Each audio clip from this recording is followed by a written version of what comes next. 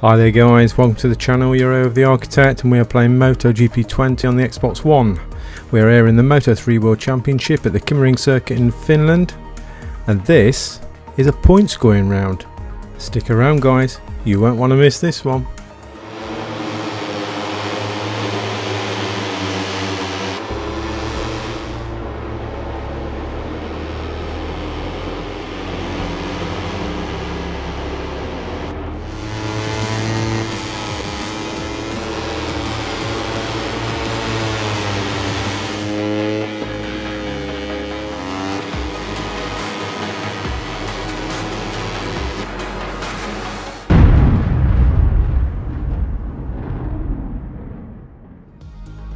Hi guys and welcome back. We are here at the KymiRing in Finland.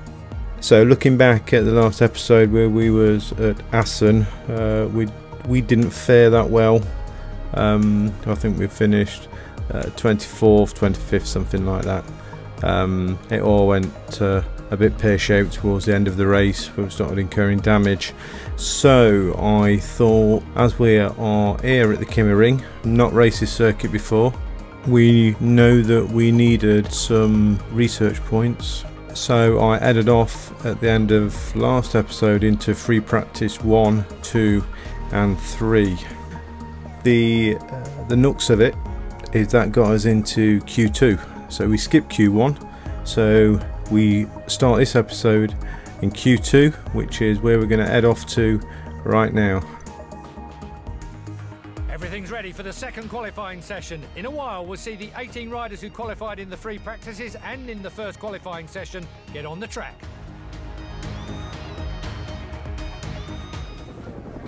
So here we are in the paddock. We're going to put a new set of tyres on for qualifying.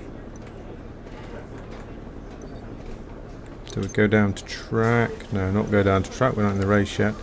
We go into consumption. We'll go and put a new pair of soft tyres on.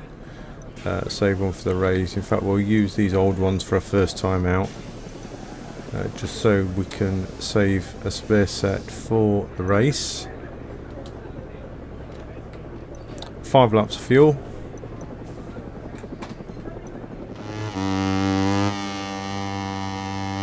So we're coming round then for the start of the lap, if we can get round that corner.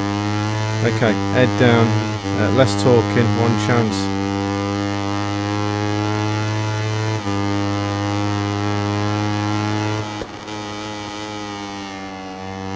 Nicely through turn 1 into turn 2. This is a long turn.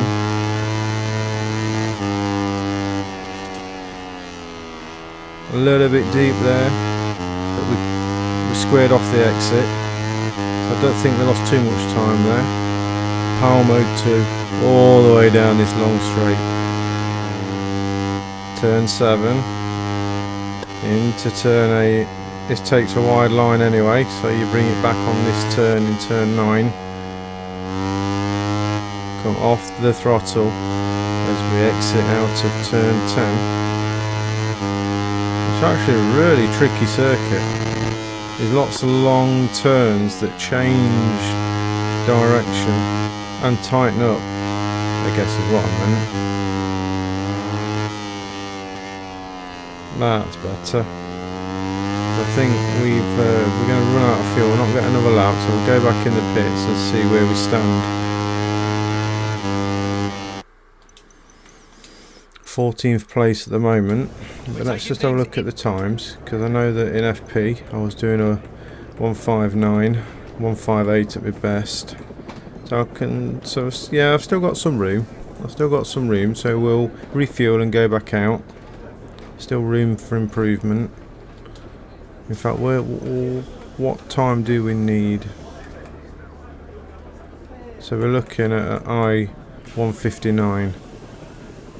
But we'll try and get in the low 159s. Okay, come on.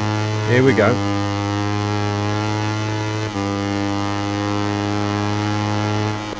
Now again, we're trying to get onto the 4th row, which hopefully with the setup that we've got we can do. I'll probably speak less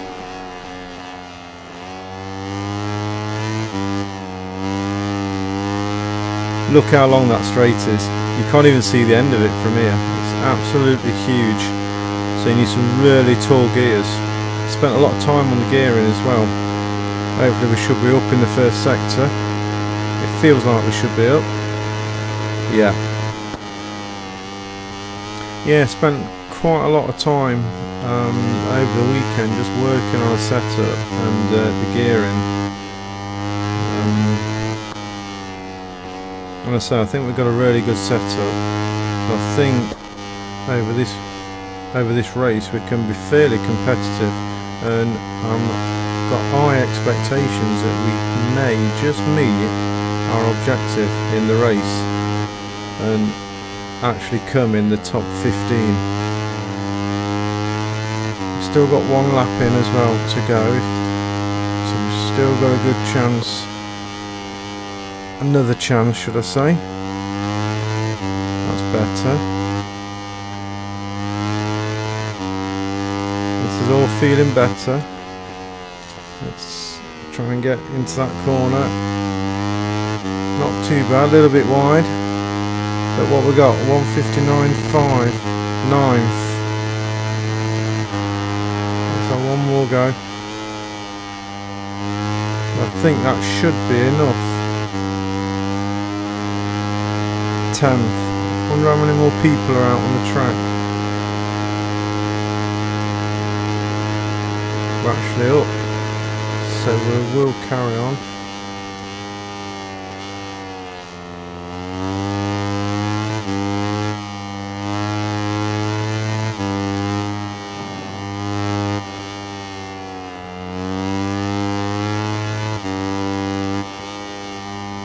I feel like we're in a bit more control.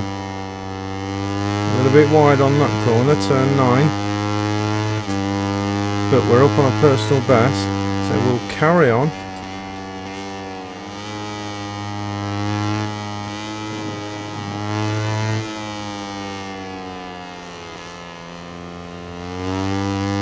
Slightly caught the grass, so that was a bit slow. I think we lost a bit of time there. No, we're still up on our time.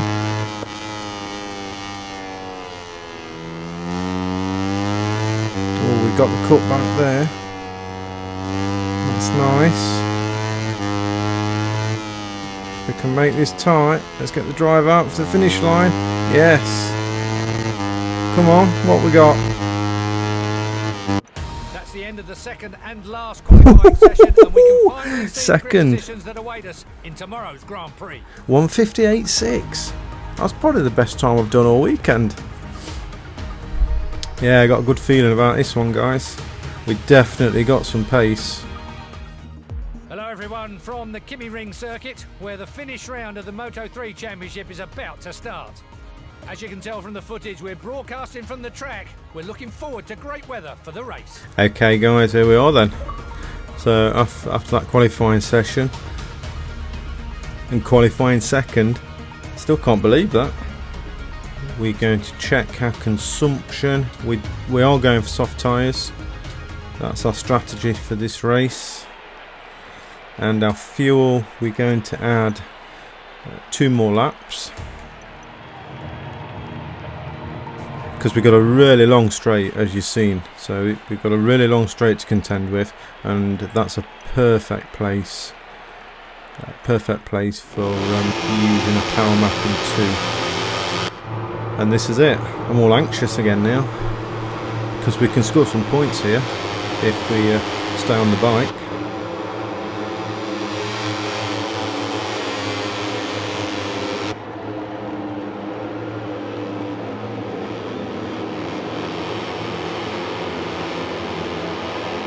Grid. Only a few seconds left before.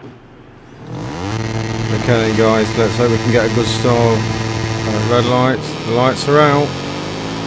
Oh, not a great start. Can we hang on to any places? So round turn 1. Oh, who was that? The Finati in front. Come on, get off my rear wheel. Rodrigo's crashed already, so Finati in front of us.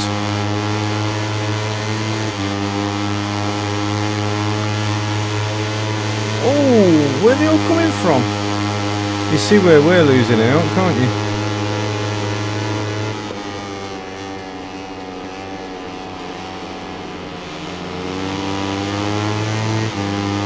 Oh, that's good though. That's good. We're keeping it tight.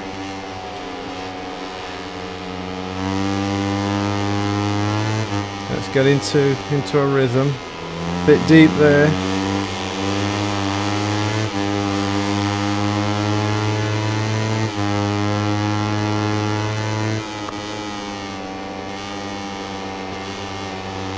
Garcia in front of us, and a second in front of us at the moment.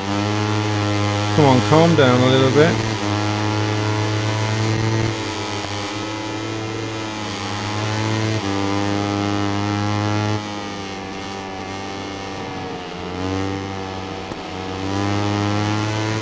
We're having to take a different line because we're getting shoved a little bit, pushed and shoved around.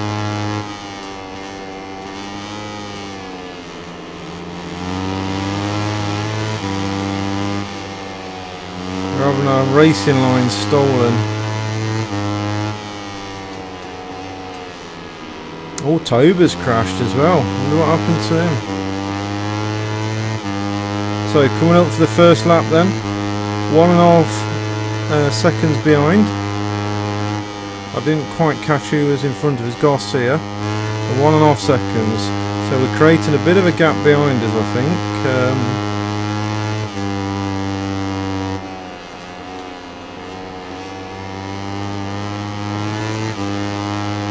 Lopez now has overtook Garcia. We're on the chase.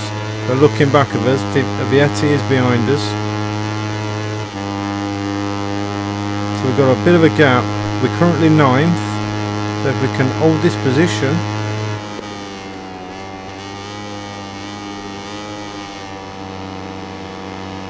So made up a bit of time there. Garcia. In fact, we are tracking them down.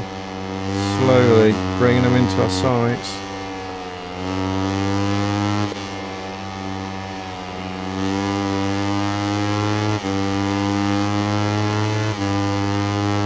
Second behind still.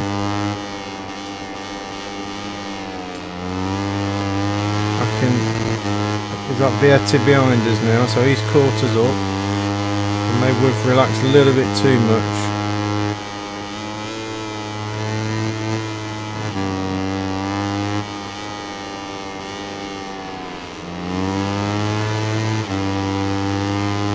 Am I giving him the toe? Is Vietti using our toe? He's coming with us, isn't he?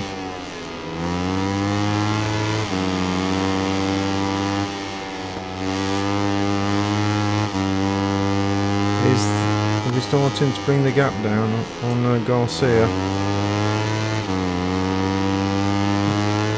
Fastest lap then, 1:58, so end of lap 2. We're still a second behind Garcia, so not really made up any time on Garcia. Vietti still behind us. We need to come out to our power map now too. Otherwise we won't finish this race. I nearly forgot about that.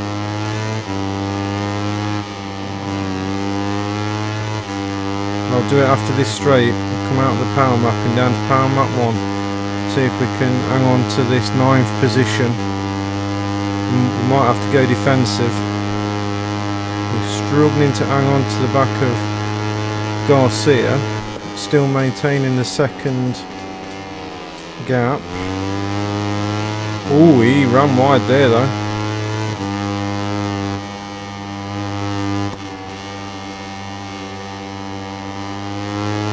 Nice line by us. We've closed the gap. We have closed the gap. I mean, it's actually visible. We've definitely closed the gap.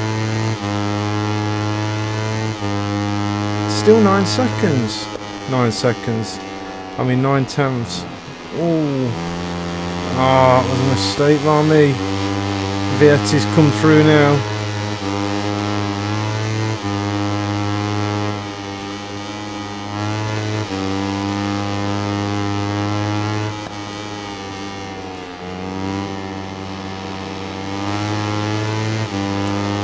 10th position now then through a mistake by me.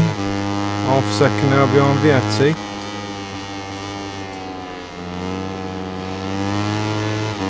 Arbolino on a tail.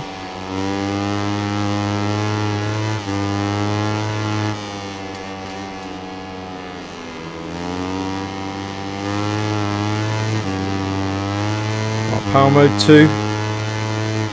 At end of lap 3 we lost a position. But our time's consistent, we're still doing 2s, the 159s and 2s. So slow down a little bit.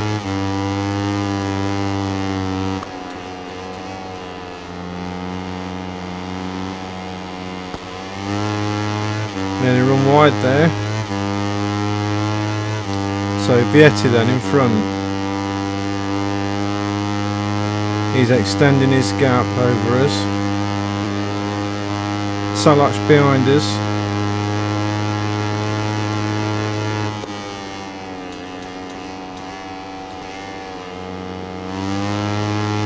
We do make a bit of time up there though. In turn 5. And here. Turn 6, turn 7 and turn 8, this is our sector. This is where we seem to be able to make a bit of time up. We are quick through that sector. Well, I thought we was, but we're now down to 1.5 seconds. So I think this is the power mapping now because we're down to power map 1. And this is where ideally I need to start riding a bit defensive because we don't want to lose our 10th position if we can help it, but we've still got a bit in reserve for the last lap for power mode 2, so we might be able to defend that position. But I am backing them up now, they are behind me.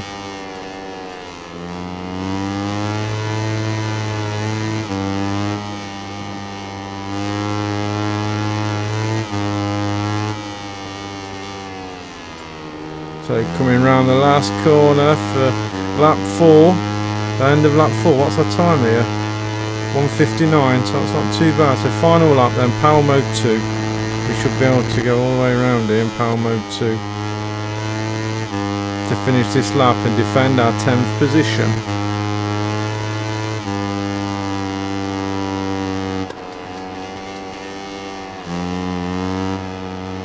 But the question is, what do I do? If I can close the gap onto Vietti, do I challenge for 9th or do I stay content and happy with 10th? We've definitely pulled a gap behind us. Look at that gap now behind us. So we're riding on our own, we're riding solo. Vietti's overtook Garcia now, so he's on it, Vietti is. Close the gap by a little bit, but I don't think it's going to be enough to make a difference now. The last corner of the race.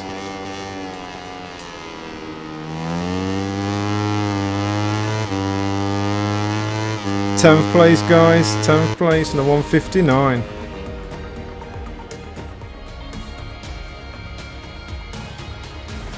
Really happy with that. I felt good. I really worked hard on the setup though, guys. If you want to see a series on how to set up a bike in this game, leave me a comment and let me know. So the final results then, Masia come first, so it's looking like he's definitely probably going to win the championship. Oh, in second place Foggia, Antonelli in third place. Okay, so let's go ahead and have a look at the Riders' Championship now. So yeah, Masia is starting to creep away with it now, with Antonelli in second and Suzuki in third. But where are we with our newfound points that we've scored today? Up 2 places to second. So that makes us now the leading KTM. So if we can continue this drive, we just need to catch Rodrigo, and he's on 25 points and we now have 10 points, and I think we've got 8 races left. So we can still meet our team objective. Oh no, 10th place, sorry.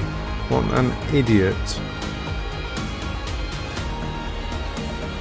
So 60 points, so we're 50 points behind John McPhee, who's currently in 10th place. So we've got some hard work to do. So I'll probably keep working on the bike setup. So deep breath then. Reputation is going back up. So you'll see from here that we did our qualifying and we got straight into Q2, and we also met our objective for the 4th row. So we scored some nice points there to help our reputation. We achieved our objective in the race, and we got a bonus for finishing 10th as well. So that also helped. So weekend reputation was quite good, and we get credits as well, so we can pay the wages that are coming out next week, I think.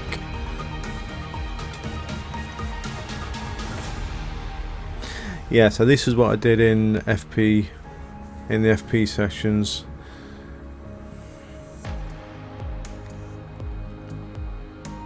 So research data, so we scored some significant data there that is going to allow us to start developing the engine components again.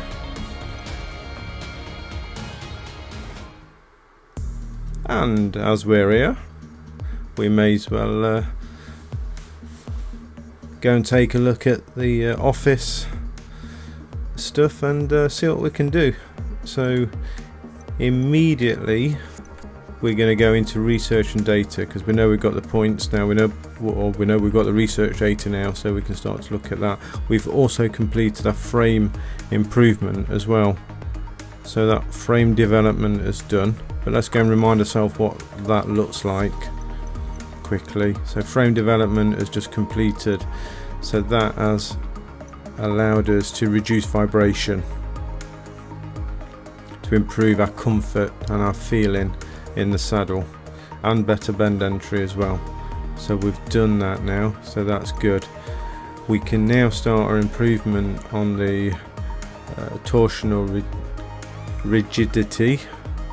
So this discharges the power generated by the engine into the ground without losing it when we change direction. So this should reduce our rear tyre consumption. Although we're not having any problems with tyres at the moment, I think we're making really good choices. Just something to note. But engine development is where we need to start doing some improvements. So we've got all the requirements we need, look, now. So that's really helped us. So module 3, elongation of the exhaust manifolds to facilitate medium speeds. So this should improve engine performance for lower medium speeds, and we definitely need it low down because our starts are dreadful. So it's going to make the bike more responsive at lower medium speeds. It's going to make it a little bit easier coming out of a bend because we don't need such a low gear, because we can start to use the torque, so we can choose a gear higher so we can be smoother coming out the bends. So that's definitely an improvement we should start to do, because this is where our performance is poor, is in the engine department. So we want to develop that node, absolutely we do, and we're going to start to add some staff straight onto it. Claudia is going to be the person who's going to be directly involved in this. So that's 11 weeks now that's put us down to. So we're also going to add some other staff as well. So Lucas, we're going to save him to work on the frame, so we can add these other people. So 8 weeks, 7 weeks. How many more staff have we got? Felix, 6 weeks. It takes so long to develop these things. 5 weeks, 4 weeks. So let's add Lucas as well, see what that gives us. 4 weeks. So we're not achieving anything, are we? So we may as well use a couple of these to develop some frame, because we can only get it down to 4 weeks. So let's just hop over back into the frame development, and we're going to develop this final node to improve our rear tyre consumption and improve our torsional rigidity. Yes, we want to develop that node, and we're going to add Lucas onto that node at 18 weeks, and we're going to add another one as well for 12 weeks. Okay, I think that's all we can do though at the moment. So 5 weeks now for the engine improvement. Let's just go and have a look in the calendar a second. 5 weeks for the engine, so that takes us, so we've got 1 week here, 2, 3, 4, 5, so we need the 4 weeks, don't we? So we're going to go back and we're just going to add another staff. It'd be nice to get this one done before the Red Bull Ring if we possibly can. So 4 weeks, that should provide us with this engine improvement by the time we get to the Red Bull Ring. Okay, so we shall leave those developers working their little socks off, trying to get our engine improved. We'll hop into Personal Manager and see what we've got going off in here. A few items here. So we've got some interested parties for Moto 3. I might start some negotiations here and see if we can get a factory ride on the KTM. I don't really want to go to any other team. However, if you guys want to see me ride for a different team, leave me a comment, let me know, and we'll see if we can secure a contract with them if you fancy seeing me race with a different team. But I think if anything for Moto 3, if we do happen to get stuck in Moto 3, then I probably want to be in a factory team. Let's just see if we can start conversations. And let me know guys if you want to see me in any of these other teams, and I'll start a negotiation just as a backup, just in case, because we don't have anything available to us at the moment in Moto 2. So I think that about sums it up, guys. Now we can go into the calendar, advance to the next week,